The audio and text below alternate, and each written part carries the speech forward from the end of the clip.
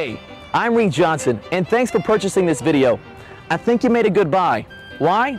Well, over the next 30 minutes or so, I'm going to teach you some amazing magic tricks that you can perform with everyday household items, perform with very little practice, and when you do these tricks for family and friends, you're going to leave them speechless. They won't know what to say. You're going to blow them away. Several ground rules before we get going.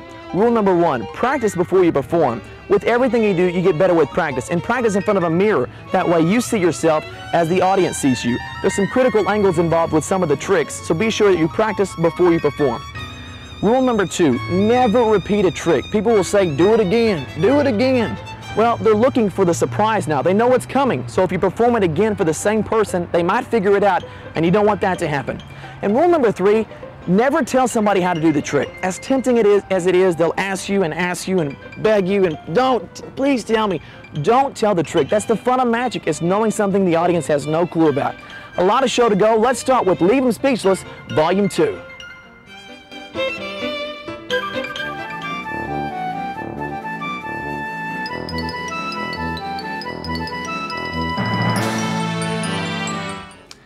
Well, we just did Houdini's coin. This one's called Houdini Hanky, and it's a different way of doing that last trick. It's the same principle. We have here Houdini, represented by not a quarter, but a white handkerchief this time. We're going to shove Houdini in the glass chamber. Looks familiar.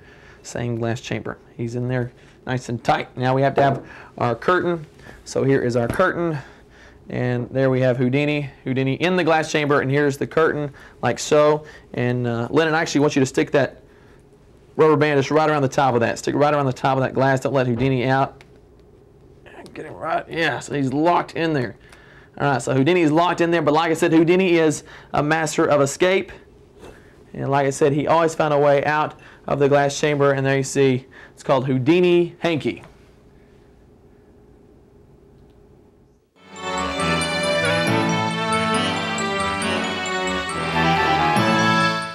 Now for the explanation. This is very similar principle to the one we saw earlier. It's just a different take on the whole trick. You can actually do these back to back. What you can do, take that paper that you had glued on there a while ago, just take that out. And now you're ready to do this trick. You can use the same glass, the same bandana. I picked this up in a 2-pack. You can get this in any discount store. It's $1, maybe $1 or so. And I got 2 of these. And I like the white and the black. It's a good contrast. Okay, so you have your glass, your 2 bandanas, and of course, your rubber band, which you'll need later. Okay, so basically how this trick works, same principle. You talk about Houdini, say he's the master of escape, and he would actually, we're going to shove him down in that glass chamber. So he is locked in that glass chamber, okay? Now we have to have our curtain, so we bring out the curtain, and here is where the magic happens, all right? When I bring up the glass like this, and I put it over, and then it looks like that Lennon puts it on top, just like so. Well, obviously, there's no way I can get to Houdini. There's just no way. It's not possible. So this is where the magic happens. Actually, what I did, because I've shoved that down in the glass, I can actually turn it over, and it doesn't fall out. See how that works? You can just turn it over, and it doesn't, because it's jammed into the glass. So what I did is when I brought up the curtain like so, and I blocked it from Lennon's view as well, but I brought up the curtain, and I just turned it over.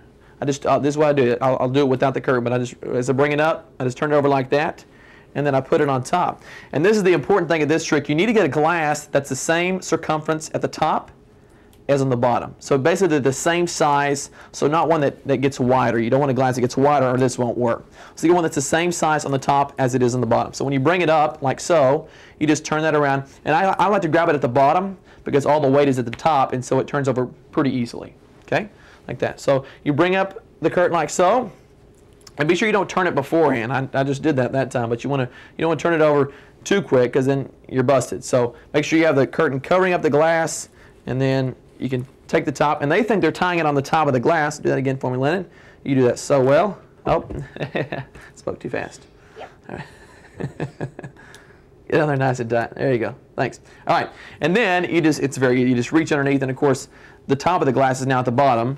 But they think this is the top, so you reach through and you say, and Houdini was the master of escape, and then you pull him out, and then here's the key, again, when you pull it out, you have to turn it back around before you present it, so it looks like the top is still, so all I did when I pulled it out of the rubber band, I pulled it out, I turned it back up, and then I presented, and that's called Houdini Hanky.